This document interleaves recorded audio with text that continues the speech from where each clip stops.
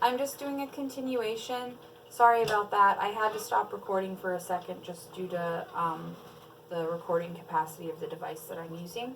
So we're just going to take off from where we left off from the last video. So if you're just coming with us right now, you're going to want to watch the previous video to kind of get an idea of how we got to this placement. But where we left off is we were in middle of bleeding the line, which means clearing all of the air out of the line. And I was talking about spiking. And when you put the spike in, how if you touch the spike or anything like that, you need to make sure you clean the spike with the alcohol, like I said, for another 20 minutes. Or just get a whole new line. Kind of have to use your discretion on that, depending on like how bad you've touched it and all that kind of stuff. Alright. Good news is we've got our spike in successfully with no major issues. This is the component that actually hooks up to the pump itself. There's this blue tab on here.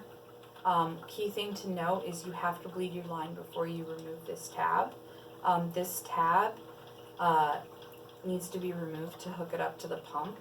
And if you remove that tab, it allows, there's like a little clamp that like pushes on the line so that you can't get any more fluid through, which is how the pump is regulated, by lifting and opening that clamp. So make sure you don't remove the blue tab before you do your line bleeding. If you do, don't fret. I've done that. It's really simple. You just put the blue tab back on and it lifts it back up. Okay, and then you can bleed again. Alright, so let's get this process started. So hopefully you can kind of see here. This is the line. It's really simple, honestly. All you're doing is taking your bag and literally pushing. You're just pushing. And can you kind of see how as I'm pushing, I don't know if you can see from where you're at, is that the water is filling. And eventually you'll be able to see how it will start filling up this thing. Hopefully, again, like I said, you can see. And, oh, there we go. That's already full. And as you're going, you need to keep your eye on the end of your line. I don't know if you can see here, but right here is the end, because I've been pushing the fluid all the way through and watching it, and now I've come to this point. I've got this much distance. So I'm going to be careful, and I'm just going to push it until it reaches up to the line. Okay, now I know that this entire line is filled with fluid, and I don't have to worry about inserting air into my pick line. Also, another key thing is this will drip. Like if I let this hang over the edge here, it's going to start dripping medicine. That's why I was kind of noting about how I like stick it and hang it off of in here. That just makes sure that it doesn't drip, and it's a nice secure location where I know it's not going to get dirty or messed with if anything happens. Alright, well the good news is we can finally finish up our push IV. So it's really simple. Next I'm going to get started to get hooked up on this, but let's just finish this first. And again, all you're going to do is push the remainder of it in, and like I said, it's going in all the way up, boom, into my heart and into my brain. It's kind of exciting if you really think about it. Alright, so now that I'm done this one, because I'm going to be hooking up to the next medication, I keep this on until I'm ready to start that process, because it just keeps my line sealed and protected. And I don't know, I try to really keep note of those kinds of things, because I really do think details matter, especially when it comes to this kind of stuff. Alright, so good news is, guys, we have got this all ready to go. Now we can begin placing it inside of our favorite part. Yay! Because it means you're getting close to being done. This is a special pump bag. It's how you wear your pump, so you can wear your pump on you and walk around your house and all that kind of stuff while you're doing the pump, which is extremely convenient.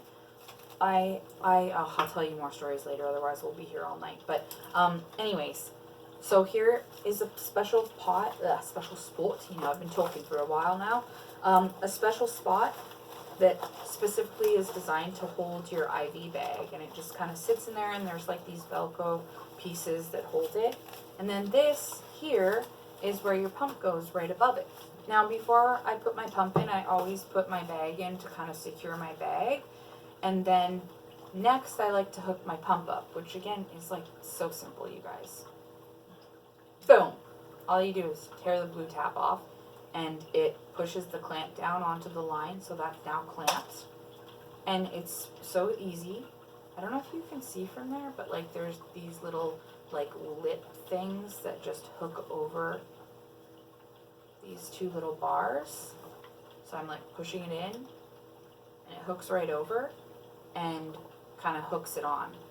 And then to do the final locking of it, there's this little silver lever right here.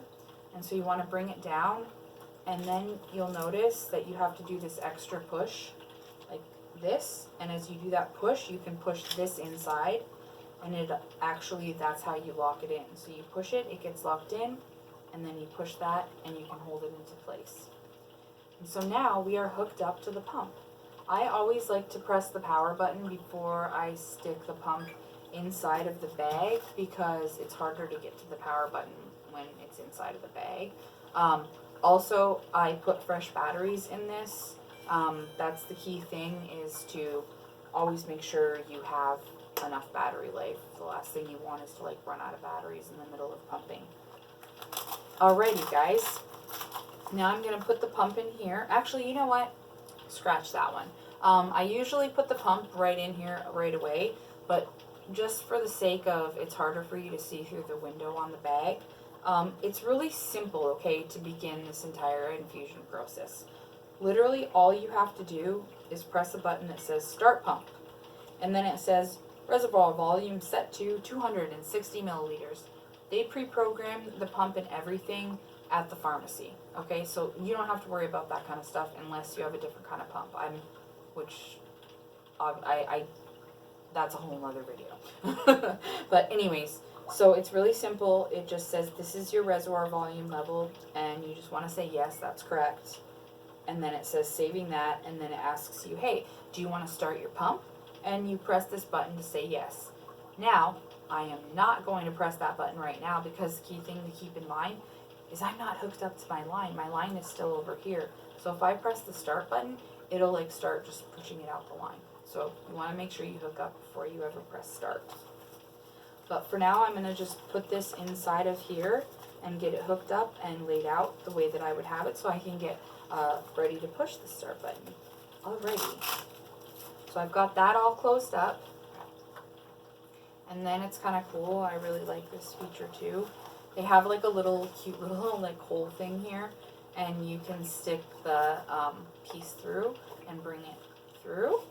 And then you can take all of your lines and hide them inside and zip them up. I like to do that because I have little kitty cats, and they seem to really like my lines and think that they're toys when I walk by. So I try to keep my lines as secure as possible and out of sight. Because the last thing you need is a cat. Oh my gosh, that would be so horrible if a cat actually bit your line. Okay, so then I kind of like swoop it around my shoulder and wear it like this. It's usually the most comfortable way. Then if I'm bending or something, I don't have to worry about it falling down.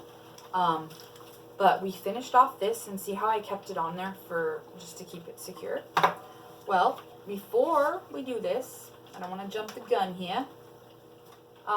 Remember what I said about the saline? So because we finished this medication, sometimes medications interact with one another, and it's not safe to administer one medication and then another. It could actually get you extremely sick if they don't interact with one another. So that's why I always say, this is for my situation, always check with your pharmacy's protocol. But in general, from what I've learned, if you are doing 2 medications at a time, you always put a saline in between them. And that's kind of the buffer zone between the 2 medications to make sure you're not having them interact with one another. It's also kind of why I did this and let it sit for a second to get this all through me and then get ready for this one. Alright, so there's not much different to how we started off for the IV push of the Roceprin. So to start the Cepra, really you're just going to again take the protective shielding off of your syringe. You're going to pop your cap to vent it. You're going to simply boop, boop, boop, and push all of the saline all the way to the top, so you get a little drip at the top, and you know all the air is gone. Yay! Alright, and like I said, if you get a little air, do not worry, it's not going to kill you. I always thought that, but my nurse said no, like you got to put a lot of air in there. Alrighty. So next, what do you guys think we're going to do? I just want you to take a wild guess. What? What? How did you know? Of course! Clean the line. Do not forget this step. It is like so crucial. That's why I lay my alcohol wipes out. Because then I know, did I clean it? Did I not clean it? And like I said before, if you guys ever touch anything or like drop your saline, do not use it again. It is not worth it. It is not worth it. Because it could mean a long stay in the hospital, major infection, and all kinds of other things. So I just don't risk it. That's what the nurses taught me, and that's the protocol that I follow. I just hope that this has been really helpful for you guys and kind of educational. I'm going to do a lot more other videos on a lot of different other subjects. I just kind of wanted to let you all know where I'm at with my life right now and a little picture of how I administer the medication. And I know when I was trying to figure out what to do and trying to find information, it was really hard for me as a Lyme disease patient too, because it's a rare thing. And see, I'm just hooking up like I would normally, and I'm going to talk because I don't want to, overdo it and explain it like a bunch to you guys, but I'm just going to do my quick pumping, and of course I forgot what I was just saying because my memory is so bad. But anyways, I'll remember it again, hopefully. So, I'm just going to continue putting this inside. And guess what, guys? Now that we're done this, I have really good news. Because guess what? It's pump hookup time. Alright. So, like I said before, when I was going to have you guess, what do you do next? What do you think you do next? Oh, that's right, ladies and gents. It's a good cleaning all over again. So as long as you have clean, healthy habits, you'll be alright. One thing, too, that I should know is I've had my PICC line for, I think, about, like, it's been over 6 months now. I've had my PICC line for just over 6 months. I haven't had any infections. I've had some rashes and stuff like that, but like I said, I've had an amazing nurse that's been working with me. When you do have a PICC line, every week you have to get bandage changes. And so every week my nurse comes and changes out my bandage and everything. It's kind of the maintenance that's involved, and how often you access your line, what that means is how often you put medicine inside of it. Really depends on whatever your situation is and whatever the doctors want you to do for that moment in time.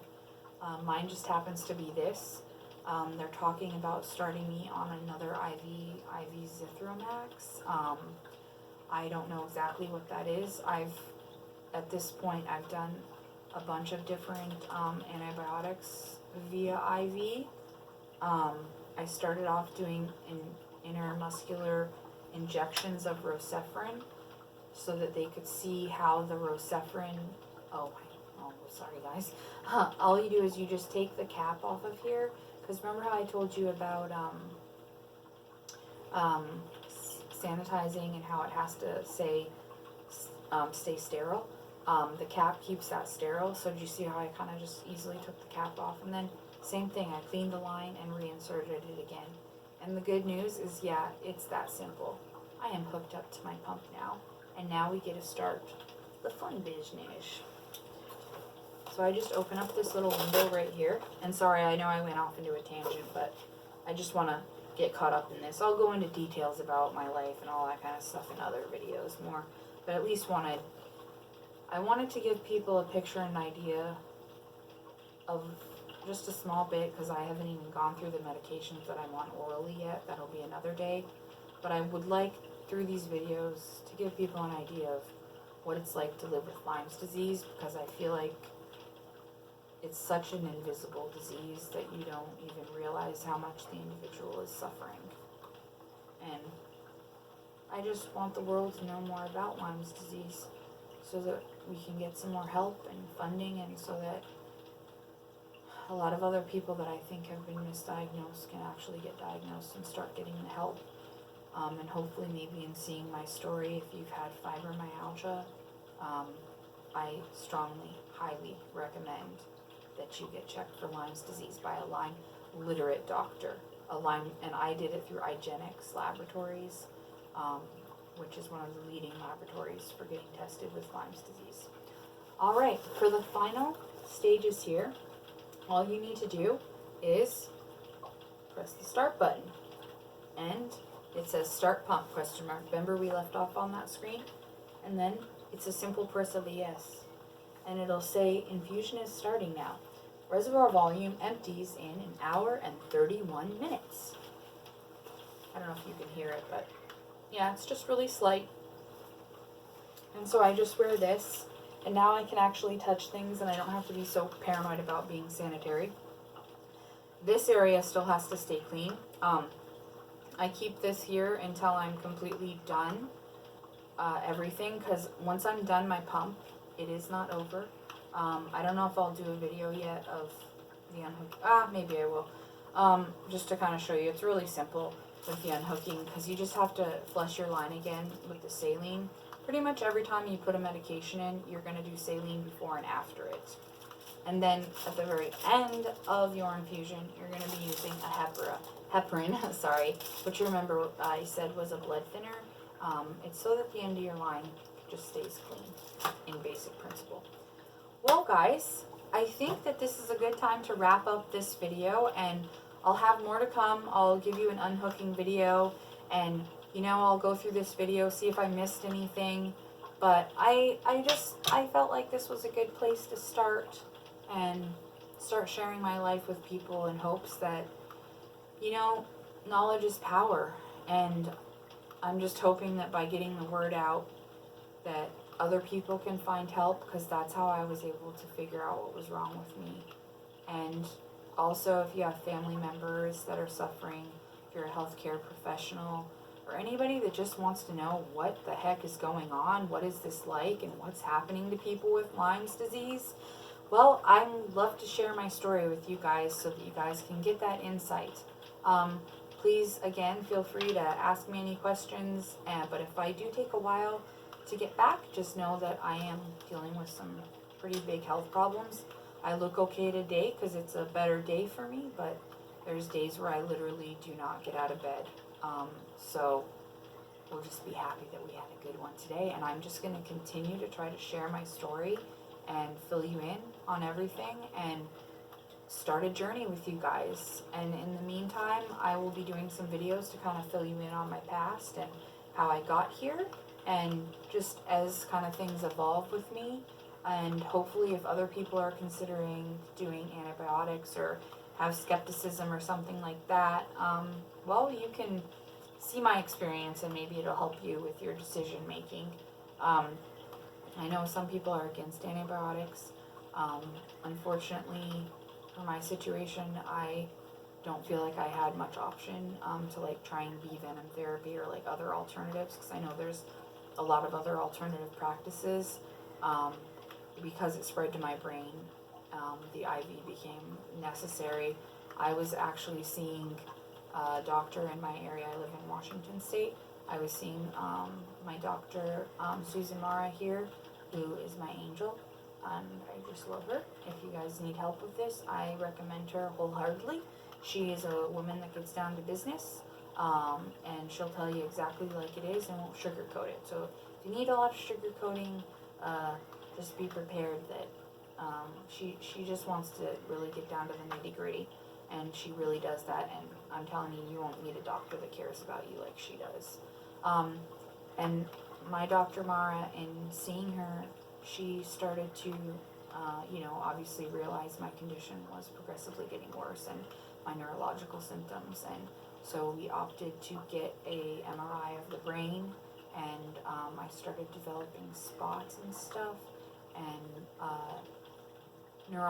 Lyme's disease specialists, in seeing the MRI, because not all neurologists, some of them thought it was like maybe MS or something, but not all neurologists are Lyme trained and Lyme literate, so they might not even be able to like read your scans right.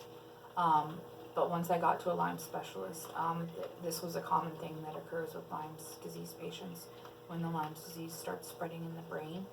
So based on the imaging and the symptomology that I was experiencing, like hallucinations, God, you guys, I would cry, like, I mean, I'm talking crying 70% of my day, you know, like just freaking out because you think you're gonna die. Like, you literally feel like you're gonna die, and like nobody's listening to you, nobody believes you, you don't know what to do. It's so hard and so scary.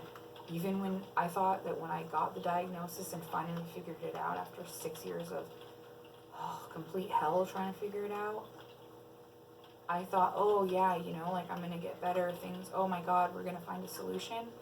But it was just like another wormhole of insanity, and I don't even know when it's gonna end or what's gonna happen to me. So you guys are gonna be on this journey with me as I take it, and we're just gonna see what happens and show the world what is going on. I'm gonna do some more explaining about some other more hot topics. I don't want to get too much into a bunch of stuff today. Some of it makes me really emotional, and I want to make sure I'm in a good emotional place to be talking about it and prep for it in a better way. But anyways, I can't tell you how much I appreciate you guys taking the time to watch this and sharing my life. Unfortunate thing is that because I got so sick, I've lost a lot of friends and a lot of family, and a lot of people, I think, got mad or thought I just disappeared. But that wasn't the case. I've been extremely sick and fighting for my life, and I want the world to know what's going on, because I don't think that it should have been this hard for me. And I'm praying by sharing my story that we can start opening some doors, start opening up some discussions, and start shedding some light on a really serious subject. The sad thing is with Lyme's disease is it's got a high suicide rate because a lot of people can't make it through this. I would have never made it through this without my partner. He has been the reason I've made it. There's been days where I cannot even function, and I couldn't have been by myself. So if somebody doesn't have anybody, which a lot of those people that are out on the streets, that are homeless, some of those people are just like me, and they just didn't have support or family.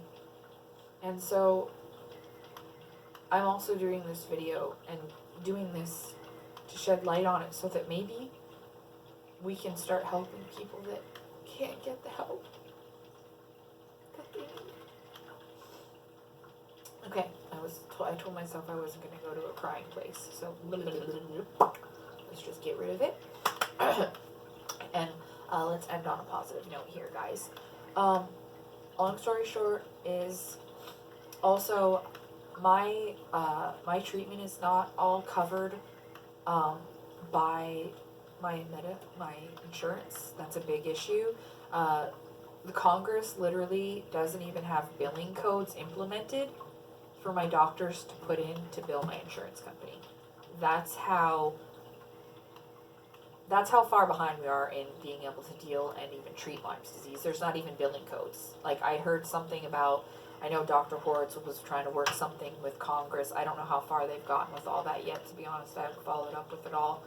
But I know that I pay for my doctors out of my pocket, which I'm on disability. I literally couldn't, my disability alone wouldn't even pay for half of the doctor bills. And so I've had to get help and donations from families and friends in order to survive. That's what's really been saving my life.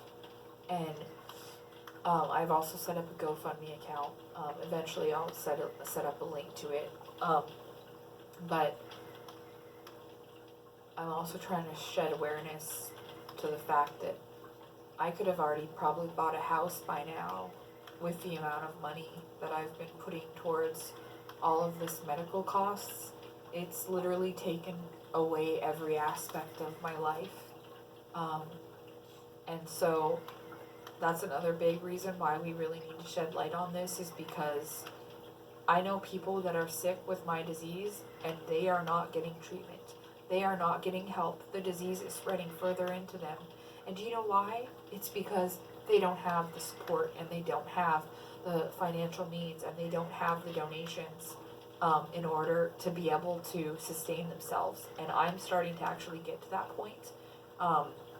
That's another reason why I want to start doing these videos, is because I need help. I'm without being able to pay for all of the treatments, I would not be able to continue. The biggest cost is a lot of the support medications and supplements, because the IV meds are literally tearing your body apart, and you know, you can get kidney disease, liver disease, kidney failure, all these different issues my nurse told me. It's very hard on your body to be doing antibiotics every day all the time like this. It's also destroying all of your gut bacteria, the good and the bad. Your digestion is completely messed up. I've put on like 40 pounds in just like less than a year because of everything that's going on, and it's constantly something that I struggle with. It's also really hard because you can't exercise and move enough sometimes, and I found that to be the big thing. If you're in bed and you're in pain, I just want to really shoot this home to you guys. Move, get up and move a little, even if it's a little. I'm not even joking you.